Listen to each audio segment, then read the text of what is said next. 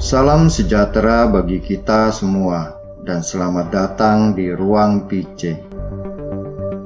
Sebelum kita mulai, jangan lupa di subscribe bagi yang belum.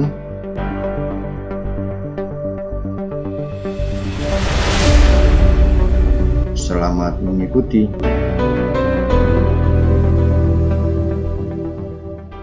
Manusia Paskah, para saksi penampakan Yesus.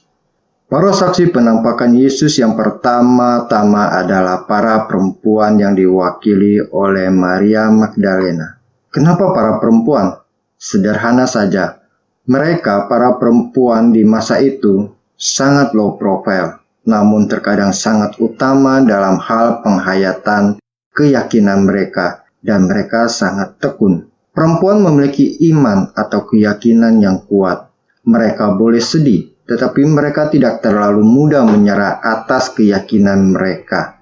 Mereka juga yang pertama-tama mewartakan kebangkitan Yesus kepada para murid. Maria Magdalena memaksa Petrus untuk pergi menyelidiki soal kebangkitan Yesus. Sayang, Petrus hanya menemukan kubur kosong. Para perempuan di masa itu adalah pewarta yang ulung dengan segala kapasitas dan kondisi mereka. Walau tidak tampil di muka umum sebagai pemimpin, tetapi kesaksian dan pewartaan mereka sangatlah kuat. Ada pula para serdadu yang juga menjadi saksi kebangkitan, tetapi mereka menjual kesaksian mereka demi uang dan ketidakpercayaan mereka, dan tidak mau terlibat di dalam masalah. Para serdadu ini adalah cerminan orang-orang yang menyaksikan kebenaran, namun tidak peduli dan tidak mau percaya. Egoisme dan ketidakpedulian menjadikan diri mereka orang-orang yang jauh dari kebenaran, walau kebenaran itu hadir di depan mereka. Penampakan kedua Yesus kepada para murid, yaitu dua orang murid dari Emmaus yang diwakili oleh Kleopas. Dalam perjalanan mereka kembali ke rumah dari Yerusalem, mereka berdiskusi tentang Yesus yang dipercayai mereka sebagai Mesias. Yesus yang datang menghampiri mereka dan bertanya, apa yang mereka obrolkan? Sontak saja mereka dengan rasa kesal dan kecewa dengan pertanyaan yang menggoncang harapan mereka akan Yesus. Lalu Yesus mengajarkan tentang kitab suci akan Mesias. Di saat itulah mereka merasakan karisma Tuhan Yesus yang sama, seperti waktu mereka masih bersama dengannya sebelum peristiwa penyaliban. Dengan kuasa Tuhan Yesus mengajarkan mereka dan membuka mata mereka, dan akhirnya mereka mengenalinya. Hal itu sangat menguatkan semangat mereka dan juga membangkitkan iman mereka akan Kristus Yesus, Mesias, Anak Allah. Dalam keseharian hidup, iman memang harus tumbuh dan diuji. Membicarakan dan belajar dari peristiwa-peristiwa iman akan menumbuhkan dan menguatkan apa yang telah kita ketahui.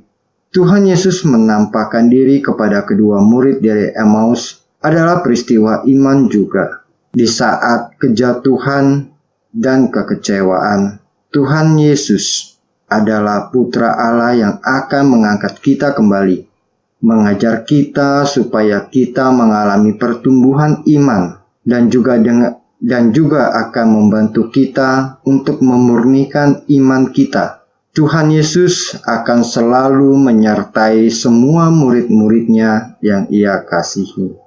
Pada waktu yang berbeda, para rasul dan murid-murid Yesus yang lain kembali ke aktivitas mereka sebelumnya, bekerja, kembali bergulat dengan keseharian hidup mereka. Di Danau Tiberias, Petrus bersama dengan rekan-rekan mereka dan juga bersama dengan anak-anak Zebedius, yaitu Yakobus dan Yohanes. Petrus kembali menjadi penjala ikan. Namun pada hari itu mereka tidak mendapatkan hasil. Yesus yang bangkit menampakkan dirinya di pinggir danau itu sedang menanti mereka. Yesus memulai menyapa mereka dengan meminta lauk pauk, namun mereka tidak mampu memberikan karena usaha mereka tidak ada hasil di pagi itu. Yesus kemudian meminta mereka agar menebarkan jalannya di sebelah kanan. Mereka pun melakukannya dan hasilnya ikan berlimpah sampai mereka tidak mampu lagi menariknya. Kemudian murid yang dikasihi Yesus berkata kepada Petrus, "Itu Yesus." Petrus pun terjun ke dalam danau untuk menemui Yesus, sedang yang lain menyusul. Ini adalah penampakan Yesus yang ketiga kalinya kepada para murid. Peristiwa itu terjadi karena Yesus tidak pernah meninggalkan mereka sama sekali.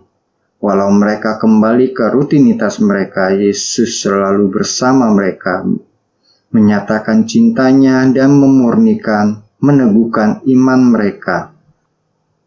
Sejatinya, dengan perayaan Paskah, kita sebagai orang Kristen bukan saja merayakan kebangkitan Kristus, tapi juga merayakan kebangkitan rohani kita. Karena kita adalah para saksi iman para rasul akan Yesus yang telah bangkit. Seperti Natal dan Paskah kita rayakan setiap tahun, apakah setiap tahun kita juga mengalami pembangunan rohani? Pengetahuan kita memang terbatas. Pikiran kita tidak sanggup menjangkau kebenaran ilahi. Tetapi Tuhan Yesus selalu menampakkan dirinya kepada kita melalui peristiwa-peristiwa kehidupan, mengajar kita dan meneguhkan kita. Misteri Paskah akan tetap menjadi misteri bagi akal budi kita, tetapi hati akan terus dibarui oleh kemeriahan karisma kebangkitan Yesus, Putra Allah yang bangkit. Hati kita akan terus mencari yang ilahi, akal budi kita terus mengikuti kemana kita akan dibawa. Semoga dengan kebangkitan Tuhan kita Yesus Kristus membawa kita kepada kecukupan untuk terus bertumbuh dalam iman. Marilah kita berdoa.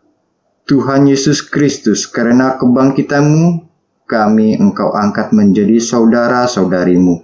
Semoga dengan demikian kami semakin mengimani Engkau dalam setiap peristiwa hidup kami. Amin.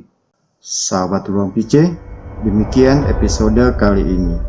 Silakan tulis komentar Anda untuk saling berbagi.